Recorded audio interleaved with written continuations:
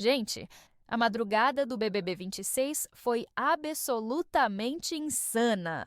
Rolou uma virada de jogo que ninguém esperava, um brother colocou outra no lugar dela de um jeito que cortou o clima e teve uma conversa que foi a aula de como confrontar alguém com classe.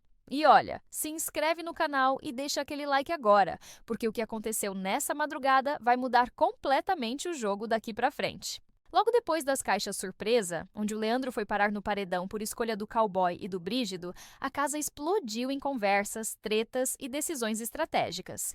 Os grupos se dividiram, as máscaras caíram e ficou muito claro quem tá jogando de verdade e quem tá só fazendo barulho. A primeira bomba da noite veio do Babu, que passou a madrugada conversando com Marcelo e Juliano sobre quem ele vai indicar para o paredão no domingo. E olha, a decisão dele surpreendeu muita gente, porque todo mundo achava que ele ia numa direção, mas ele resolveu ir em outra completamente diferente. O Babu estava analisando dois nomes, Matheus e Brígido, e a galera ao redor dele estava dividida sobre qual seria a melhor jogada. O Juliano foi categórico. Eu realmente acho que esse Matheus indo direto é melhor, para ele ir direto e não ter chance de voltar. Já tira logo, mano, o cara tá chapando igual ao Pedro. Mas o Marcelo pensava diferente. Ele estava preocupado com o Brígido ficar e continuar jogando, porque acha que o Matheus vai cair sozinho de qualquer jeito. A dúvida do Babu era justamente essa: deixar o Matheus cair pela casa ou mandar ele direto sem bate e volta. Depois de muita reflexão, analisando tudo o que aconteceu, pensando nas atitudes de cada um e no impacto que isso teria no jogo, o Babu finalmente bateu o martelo. Ele vai indicar o Brígido. Isso mesmo, o Matheus vai pela votação da casa e o Brígido vai direto pela indicação do líder. A justificativa do Babu faz sentido. Ele acha que o Brígido não tem carisma nenhum e força uma proximidade que não é natural. Em vez de tentar conquistar as pessoas, ele força um carisma que não tem, disse o Babu. E completou: esse cara aqui não tem carisma nenhum, e se for pela situação de jogo, Brígido sai por um fator extra da casa. Com essa decisão tomada, o paredão de domingo está praticamente montado. Leandro, que veio das caixas surpresa, Brígido pela indicação do líder e, muito provavelmente, o Matheus pela votação da casa, já que todo o grupo da Ana Paula está alinhado para votar nele em massa. Mas enquanto essas estratégias estavam sendo definidas, a treta que todo mundo estava esperando finalmente aconteceu. E olha, foi de um jeito que ninguém imaginava, com uma reviravolta que deixou todo mundo de queixo caído. A Milena começou cutucando o Brígido, perguntando qual era o motivo dele ter colocado o Leandro no paredão. Ela soltou com ironia: e qual era seu motivo, Brígido? Ah, desculpa, não precisa falar. Fui muito invasiva. Foi uma alfinetada clara, tentando expor que ele não tinha motivo forte. A Ana Paula aproveitou o gancho e partiu para cima. Qual era o consenso? Você me chamou de mau caráter, manipuladora? Ela estava cobrando as falas que o Brígido tinha soltado no Sincerão, tentando fazer ele se justificar ali na frente de todo mundo. E aí veio o momento que cortou o clima e deixou todo mundo em choque. O Brígido olhou para Ana Paula e mandou a real: não pega o foco para ti. O palco é do boneco. Para de pegar para você. E completou com uma frase que arrepiou: fica quietinha, tá? Gente, o silêncio que deu naquela sala! O Brígido simplesmente mandou a Ana Paula calar a boca, tirou o protagonismo dela e colocou ela no lugar. Foi uma invertida gigante, porque todo mundo esperava ver a Ana Paula dominando a situação, mas foi o Brígido quem dominou. E olha, para aguentar um climão desses sem perder a linha, os nervos têm que estar muito em dia. A gente vê o Leandro tendo que gritar para desabafar e a Samira indo às lágrimas depois de ser pressionada e percebe o quanto esse estresse detona o sistema nervoso dos brothers. Se você aí de casa também sente os nervos à flor da pele, acompanhando esse caos, com aquelas pontadas ou formigamentos de puro nervoso, o segredo que recomendo está no link da descrição e no QR Code. Ele ajuda a regenerar seus nervos e te dá a calma necessária para não surtar igual a eles. Clica no link da descrição e escaneie o QR Code agora. A Ana Paula não deixou barato e rebateu: você acha que está mandando em alguma coisa aqui?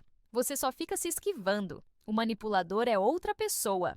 Mas o estrago já estava feito. O Brígido conseguiu virar o jogo, não entrou no tom dela e ainda saiu como quem colocou ordem na casa. Essa postura do Brígido foi estratégica e ele mesmo explicou depois para os aliados dele qual era o plano. Ele disse: "O que a Ana Paula quer? Que eu grite com ela, que eu xingue ela, porque é a narrativa perfeita." O hétero top grandão gritando com a mulher indefesa: "Tá pronta a minha saída se eu entro na onda dela!" Ou seja, o Brígido tem consciência do jogo que está sendo jogado. Ele sabe que se perder a linha e gritar com a Ana Paula, ele vira o vilão da história e sai fácil no paredão. Então a estratégia dele é justamente essa: ficar na dele, escutar, dar uma cutucada de volta e não entrar na pilha. E olha que interessante! Depois dessa treta, várias pessoas na casa começaram a comentar que o Brígido tinha se saído bem no embate. A própria Jordana falou que ele amassou na treta com a Ana Paula. Isso mostra que a postura dele funcionou, pelo menos dentro da casa. Mas calma que a noite ainda tinha muito mais treta, porque enquanto o Brígido e a Ana Paula se estranhavam de um lado, do outro lado da casa, rolou uma das conversas mais importantes dessa edição até agora. O Matheus passou o dia sendo acusado de atitudes homofóbicas por causa do desfile que ele fez imitando trejeitos afeminados. A galera estava comentando, o Juliano tinha falado com a Gabriela sobre isso e o clima estava pesado. Até que o Breno decidiu sentar com o Matheus para ter uma conversa. E, gente, o que o Breno fez foi simplesmente magistral. Ele conseguiu confrontar o Matheus, explicar por que aquilo era problemático e ainda manter a classe o tempo todo. Foi uma aula de como educar alguém sem ser agressivo, sem gritar, sem ofender. O Breno começou perguntando: "Você tem amigos gays?" E a resposta do Matheus foi reveladora: "Não, minha namorada tem." Pronto, já deu para entender o problema. O cara não convive com pessoas LGBT, não tem proximidade com a comunidade, então reproduz comportamentos sem entender o quanto isso pode ser ofensivo. O Breno foi cirúrgico na explicação.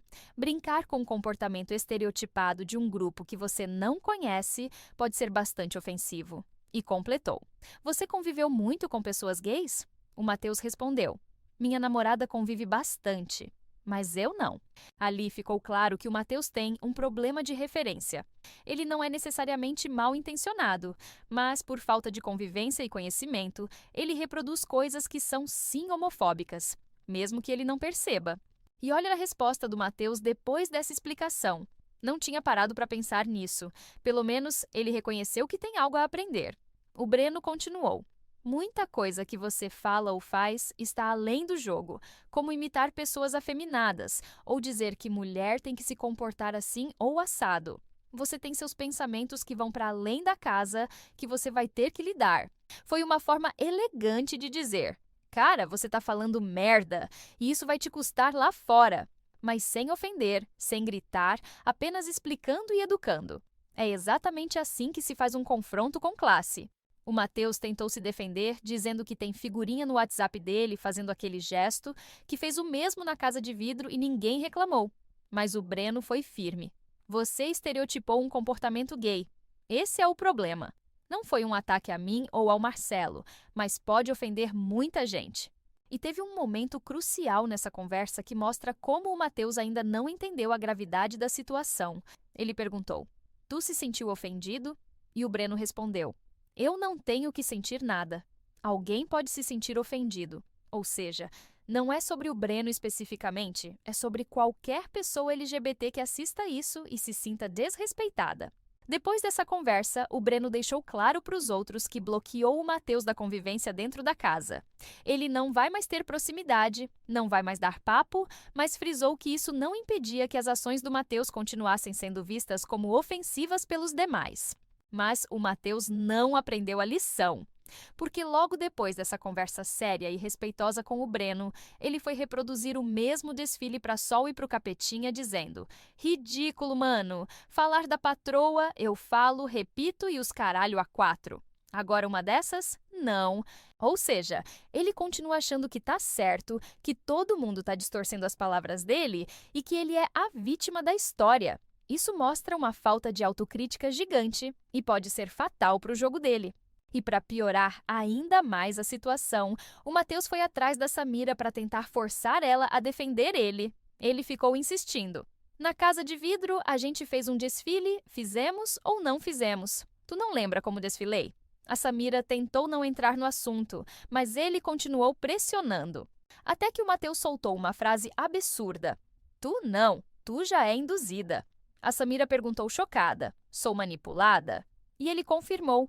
Acho! A Samira mandou ele sair na hora. Se sou manipulada, por que tu quer conversar comigo? E olha o absurdo que ele falou em seguida. A Milena tem autenticidade, mas você eu vi na casa de vidro que não tem. É uma interpretação minha de jogo, não tô te ofendendo. A Samira rebateu com classe. Interpretação burra, né? E depois foi chorar no quarto. A Chayane tentou consolar ela dizendo: Desabafa, bota pra fora. Ninguém tem que guardar choro, não. A situação ficou tão pesada que várias pessoas começaram a perceber que o Matheus está cavando a própria cova com essas atitudes. Enquanto isso, o Leandro estava recebendo apoio de todo mundo depois de ter caído no paredão. A Ana Paula deixou claro: o que tiver que fazer, a gente faz. Você não está sozinho, combinado? Ela está oferecendo toda a estrutura do grupo dela para tentar salvar ele. O Babu também deu uma palavra de conforto. Se tem uma coisa que conheço desse jogo, é paredão. Quando não mata, ele fortalece. Você vai sair grandão desse negócio. O Brasil inteiro tá vendo seu jogo aqui. Foi um momento bonito de apoio entre os brothers. Mas a Ana Paula também está enfrentando problemas dentro do próprio grupo dela. O Marcelo ficou receoso com a postura dela de dizer que não queria mais jogar em grupo. Ele contou pro Babu que ficou intrigado quando ela falou: Tá só eu e você, Milena. O Marcelo sentiu que foi abandonado depois de ter votado junto com o grupo na semana passada. E várias outras pessoas também começaram a questionar a liderança da Ana Paula. A Marciele, a Sara e a Maxiane tiveram uma conversa deixando claro que não querem mais ficar pisando em ovos dentro do grupo. A Jordana também já está se preparando para o embate inevitável com a Ana Paula. Ela disse: lá fora eu vi a Ana Paula e a admirava. Ela é divertida para conversar, mas a convivência é muito chata. É aquela pessoa que você espera o tempo todo ela te soltar alguma coisa. E completou: já estou preparada se ela vier, porque uma hora ela vai vir em mim. E você, o que achou dessa madrugada? O Brígido fez certo em mandar a Ana Paula calar a boca ou foi desrespeitoso? O Breno conseguiu educar o Matheus ou foi tempo perdido? E será que o Leandro consegue escapar desse paredão sem bate-volta? Comenta aqui embaixo sua opinião, porque eu quero muito saber o que vocês acharam. E compartilha esse vídeo com aquele amigo que dorme cedo e perde tudo.